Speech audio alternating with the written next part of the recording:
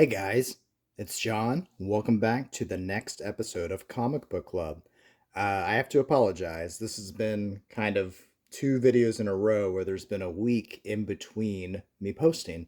And I try to go to the comic shop every week, but there's just been two kind of times where this has happened, and it's happened in a row, so I feel like I need to explain. The first time, I it was like a short money week, so I only grabbed one comic that week, and then I saved it for the next video. But this past time, it was actually my birthday last weekend, and so I had my family over, and I had a birthday party, and it kind of went longer than, it was birthday parties can't go too long.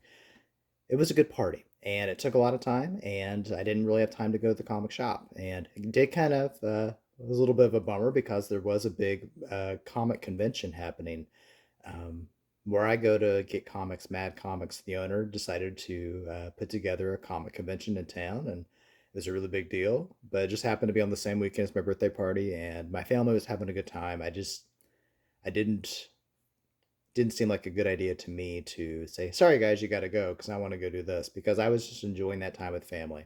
And I was still doing superhero stuff. I actually did a superhero birthday party with my family. So everyone got an Imaginext DC figure. That's, if you've been watching my shorts, that's how I got into those recently. And I'm pretty sold on them too. I don't know why I slept on these for so long. Maybe just Imaginext figures have gotten better now than they were than I remember them. But anyways, I'm getting off topic. Everyone got a Imaginext figure. Everyone got to go through my comics and take whatever comic they wanted.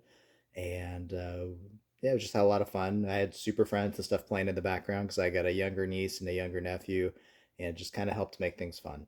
So I was doing superhero stuff, just didn't go to the comic shop, but I did go this weekend. And I didn't get a lot. I had a lot of pickups because I had pickups from the last week I needed to get, but I did get some cool stuff. And one really big thing I'm gonna save towards the end. It's something I've kind of had my eye on at the shop for a while.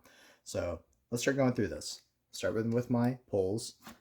This is TMNT Journeys number 3. Already read it. It's really good, especially the ending. And I've something I was noticing as I was reading this one. I had to go back and check the other ones. These are long stories. I think there was like 50 pages maybe in this one. And I had to go back and check, and I think the last one had 40. The first one was around 32, which is like a normal page count. But this was a big story. And it feels kind of chunky too. And now there's nothing out here saying it's a deluxe issue, but like I guess it's when you're self-publishing, because this was like originally Mirage. You can do what you want. But man, this was a great story. And if you've been reading these, I don't want to spoil too much, but like there is a whole ending of this comic which is showing the arrival of something, and the way that this comic is paced out and the panel usage and the story flow, it was perfection. Like I was in awe. I felt like I was watching a movie, and I mean a good comic should feel like that, panel by panel. So really well done by Peter Laird and Jim Loss and Eric Talbot. This is great. So TMNT number Journeys number 3. Fantastic Four number 11. This is a facsimile of the Impossible Man story. And it also had a really good story in the front that was like a pretty much a chance for Stan and Jack Kirby to go through and answer a bunch of questions or do some rebuttals to a lot of the stuff that fans have been talking about in their letters to the comic, but they did it in story form. And there was one panel section in particular that I just died laughing. I mean, this is from the 60s and it was still killing me. So I'm actually going to show it to you. They're going through their fan mail, and Torch is getting some like secret admirers and stuff. But then we have this great segment with Ben. It's like, oh, hey, here's one addressed to me. Opens it up, and then bam, punch in the face. And he gets mad and angry, and he thinks it might be from the Yancey Street gang. But it was great. It was a real fun short story. I think I liked it more than the Possible Man one. The Possible Man one wasn't bad. I think a lot of people dog it. But I mean, it's really just a fun, silly story. It feels very Silver Age. Not just like Marvel Silver Age, but like DC Silver Age. Which makes sense because this is a Silver Age. But you get what I'm saying. Anyways, Fantastic Four number 11. And then Justice League America number 21. This is the very first time that the JSA and the JLA crossover. And it continues on with 22, so I hope they print that one as well. But it was a fun story. It wasn't fantastic. It was very wordy, very heavy on the panel issue, panel usage. But it's just the uniqueness of the story and like the specialness of the story makes this great. It actually works out really well for me because I call this video series Comic Book Club, but I also do a comic book club at my school and for the kids after school. And something that we're building towards is Crisis on Infinite Earths. So we've been going through Golden Age DC stuff, and then we're going through Silver Age stuff right now. We're building up to the Flash of Two Worlds, but now I also have this story to throw in there to kind of build up the importance of the Crisis on Infinite Earths. But anyways, the JSA villains and the JLA villains, they've kind of figured out how to cross barriers, and so they decide to do that to cause problems and then go spend the money in the alternate universe because no one in the alternate universe would know who they are, so they can get away with it. But the JSA and the JLA figured out, and they have to help each other out, and that continues on to the next one. So, number 21. Silverhawks number 10. I'm kind of stuck. Like, I think I have 1 through 4 of this, but then 5, 6, and 7 happened during that during that time in the summer where the publishing was getting messed up, the distribution was stopped up, and so I wasn't able to get those. I have them like in my cart on mycomicshop.com. So until I get 5, 6, 7, and 8, I have 9 and 10 that I've been able to get in my shop.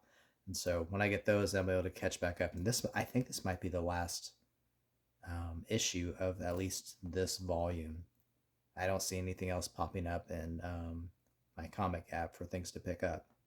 So it's been an okay start. It hasn't been like a fantastic Silverhawk story, but it hasn't been awful either. It's definitely a reimagining, and they were kind of veering towards a different path. I don't know if I mentioned this before, because you're expecting Silverhawks versus the Mob with Monsters Mob and stuff. So you got the Silverhawks. You had a really good introduction with Monstar. They did a great job of like showing like the original Hawks that were there with Stargazer and Condor before the new Hawks show up.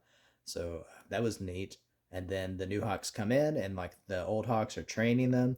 And then all of a sudden we get these new characters. And so it seems like it was going towards the Hawks and the Mob having a team up to fight these new guys. And these new guys, even their like design wasn't fantastic. It was very generic looking.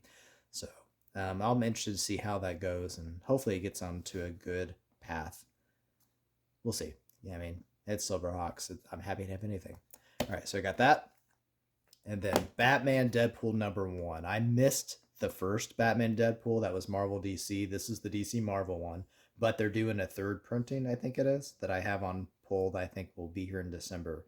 So I think I'm okay to go ahead and read these because I don't think they follow each other. So I'll read these and then I'll go and read the other ones. And hopefully some of these are at least kind of fun. So Batman Deadpool number 1.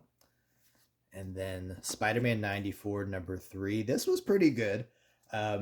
It's definitely feeling a little bit away from the cartoon now, but also, I mean, if you remember the cartoon, like every season was these multi-part, big, long story, season-long story arcs with chapters even for the for the episode titles.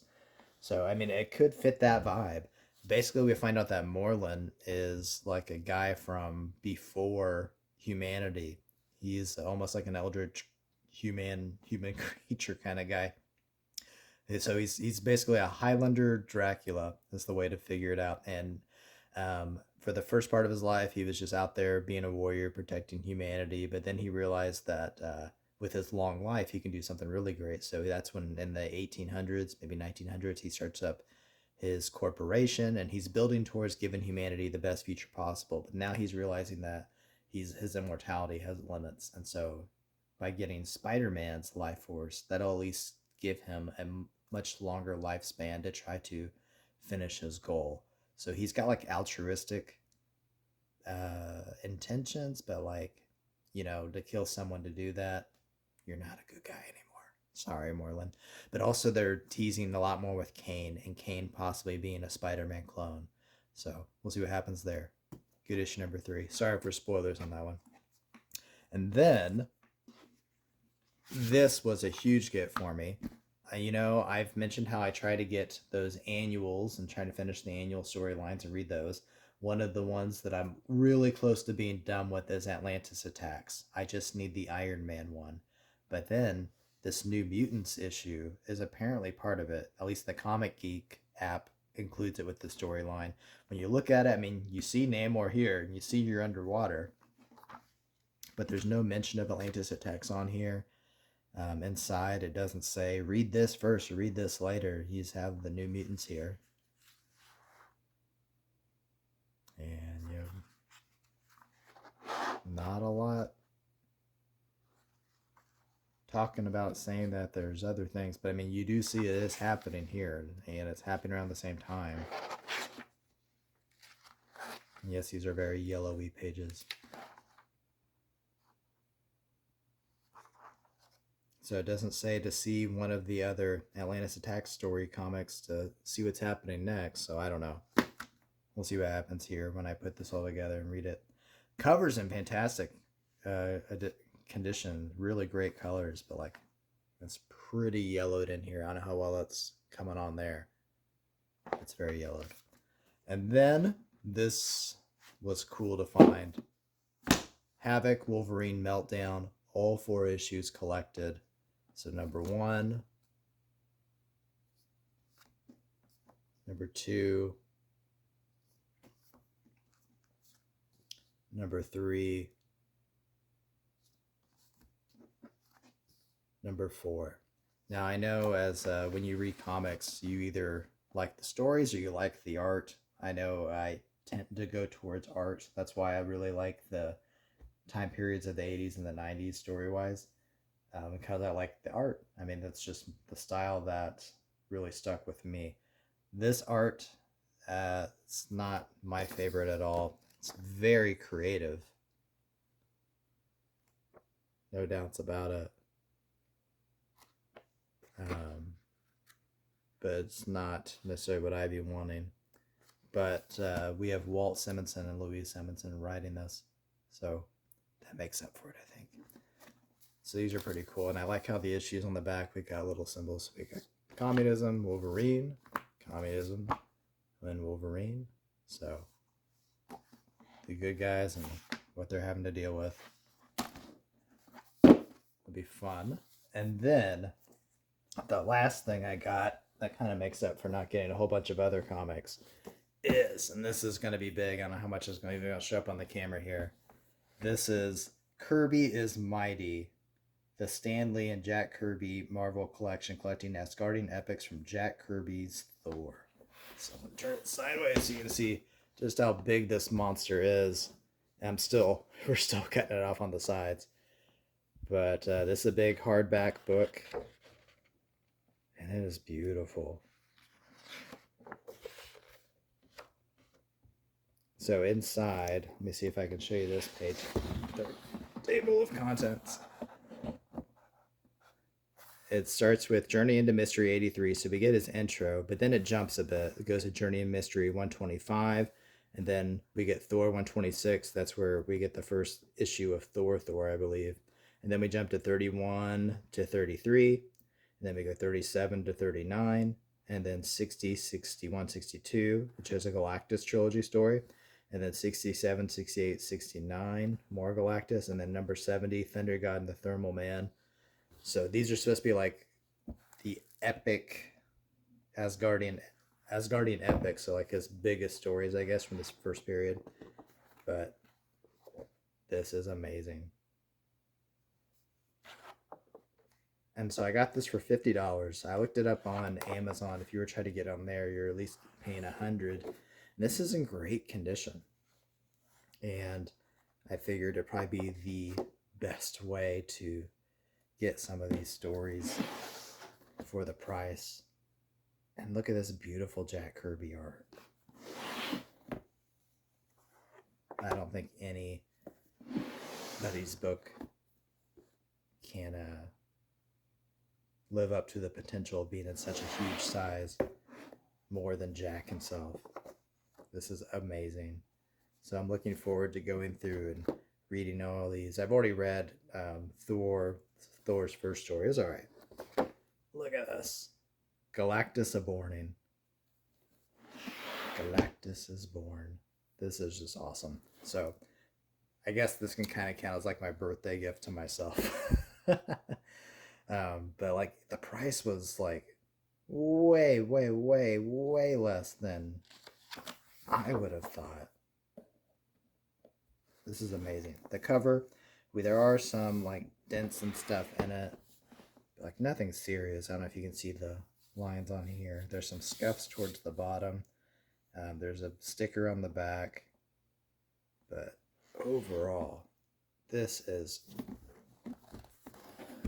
amazing and very happy to have it. So that's my video for today. Apologize that there was a big break in between, and hopefully things will be more on pace. But then as I say that, I mean, Christmas season is coming up, so who knows how often I'll even be at the comic shop. I'll still be picking up my pulls, so as long as I have, I don't know, at least 3 comics to show you, I'll have a video for you, and then things will get back to normal in January. All right? And hopefully you're enjoying the Imaginext shorts too. All right, so go to your comic shop, see what is out there. You never know what you're going to find. All right? See you next time. Bye.